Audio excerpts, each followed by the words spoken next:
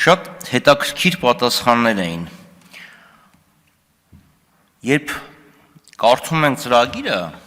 ասում ենք, տեսեք, սա գրած է Շուշի Հադրութի դեօկուպացիա, այս խոսքն եք տվել։ Ձեր ձեւորած կառավարության ղեկավարն ասում էր, մեր հիմնական խոստումն եղել է խաղաղությունը, մեզ դրա համար է ժողովուրդը քվեարկել։ Այսինքն ստե ինչ գրած է էլի։ Խաղաղություն ենք մենք խոստացել, սա վրա ոչ էլ իդեպ նույնն է նախընտրական խոստումը, դե հիմա նախընտրական խոստում էր էլի, ասեցին գնաց սա էլ կառավարության ծրագիր է։ Ասում ենք օրենքով պարտադրենք կառավարությանը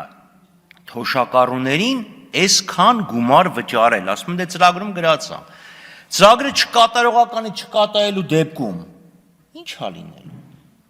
Գնալու եք, ասում եք մենք էս ենք խոստացել, խաղաղություն ենք խոստացել, դա համար հիմա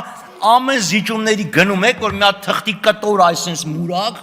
որի վրա գրված լինի խաղաղություն,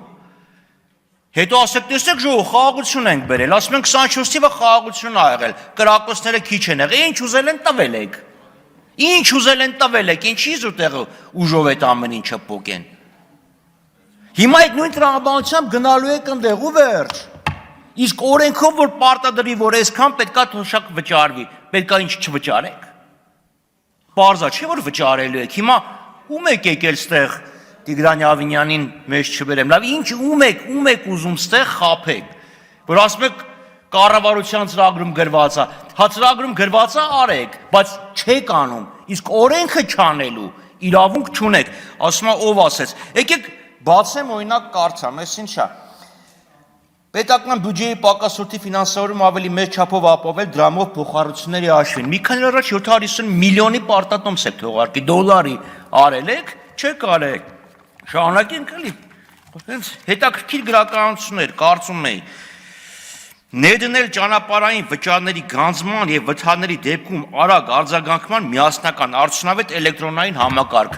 Մի օր ձյուն եկավ, տեսակ չի ինչ տեղի ունեցավ, սաղ քաղաքը փակվեց, որովհետև վթարները չեք կարողանում վերացնել։ Այո, բոլոր խոստումները խաբել եք, չեք արել։ Բոլոր, լավ 90%-ը համադրելի բոլորին։